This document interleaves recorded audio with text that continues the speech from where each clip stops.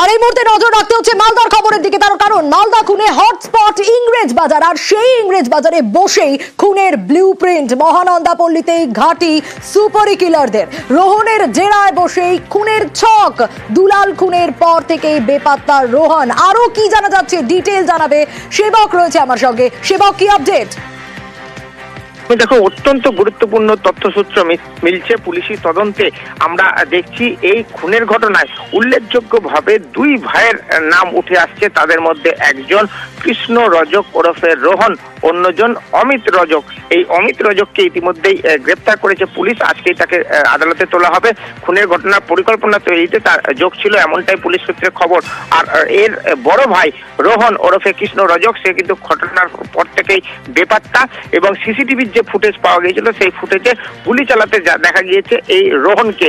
এবার আরো একটি উল্লেখযোগ্য তথ্য যেটা উঠে আসছে, যে মালদা কোতোয়ালি যে রাজ্য সড়ক, সেই রাজ্য সড়কের পাশেই একটি বাড়ি রয়েছে, যেই বাড়িতে আস্তানা রোহনের দিদার বাড়ি।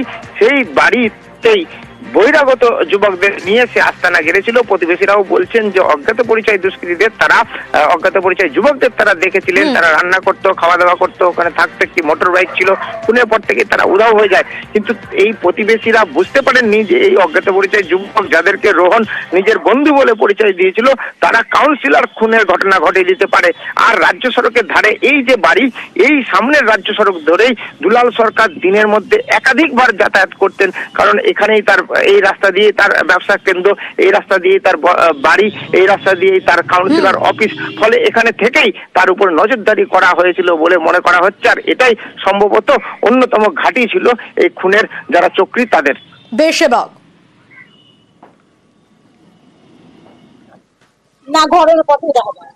অল্প বয়সী ছেলে যেটা বলছিল, না ছেলে দেখে। এরা কি রান্না বান্না করছিল এখানে? হ্যাঁ, সবই করেছে।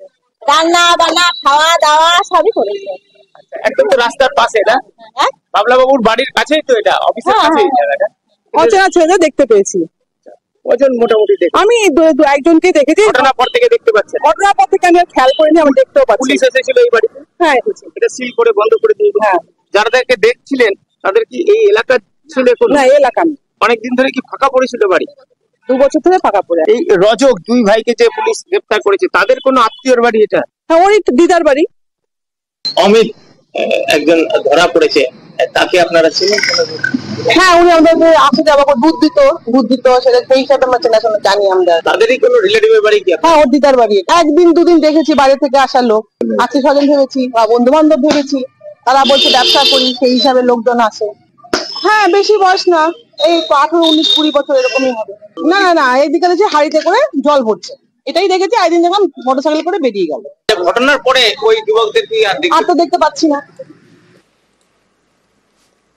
আর মালদা খুনে ধৃত বেড়ে 5। তৃণমূল নেতা খুনে গ্রেপ্তার করা হলো আরো 2 জনকে। ধৃতরা অমিত রজক ও অভিজিৎ ঘোষ। আর খুনের পর অভিজিতের কাছেই অস্ত্র। হ্যাঁ, ধৃত অমিত অন্যতম মাস্টার মাইন্ড বলেও সন্দেহ। রেলওয়ে বারাক কলোনির ঝুপড়িতে অমিতের বাড়ি, আর সেখানে এই মুহূর্তে তালা।